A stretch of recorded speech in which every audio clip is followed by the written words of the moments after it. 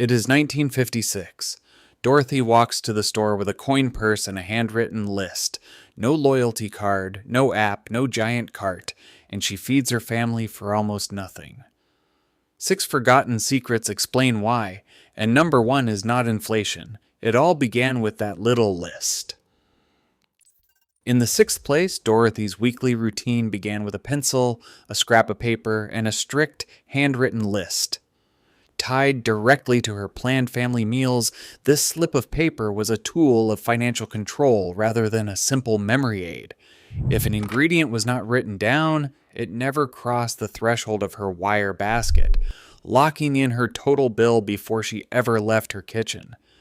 It is a soft contrast to modern markets, which are carefully engineered to prompt impulse buys at every turn. For Dorothy, this list kept her budget perfectly on track, but her savings extended even further, starting right on her front porch. In the 5th place, Dorothy walked a very specific path, steering her wire basket along the outer walls of the store. Her routine centered on the fresh produce bins, the dairy case, the bakery, and the butcher block. Back then, highly processed, high-margin boxed foods did not dominate the center aisles the way they do today. They were small novelties, not the main event. Dorothy knew that raw ingredients offered a far lower cost per meal than packaged convenience items. It was simple, elegant household math. Ingredient-first shopping kept the total low before any cooking began. But to secure the best value on her family's meat, she needed a trusted ally. In the 4th place, Dorothy built her weekly menu around what was in season and on sale. Rather than forcing the same meals every week, she let the market dictate her kitchen. If pork shoulder was marked down or summer corn was overflowing in the bins, that is what she cooked. Back then, paying a premium for out-of-season imports was unheard of. She simply worked with the natural harvest cycle to slash her food bill. This flexibility was her greatest thrift skill.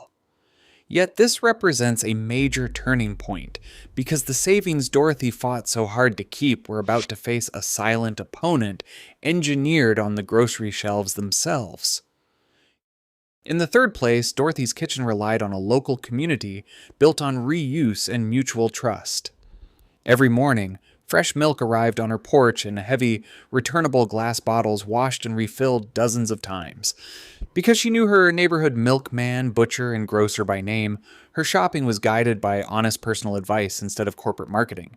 Buying whole cuts of meat from the butcher block meant she paid only for the food itself, bypassing the hidden costs of single-use packaging.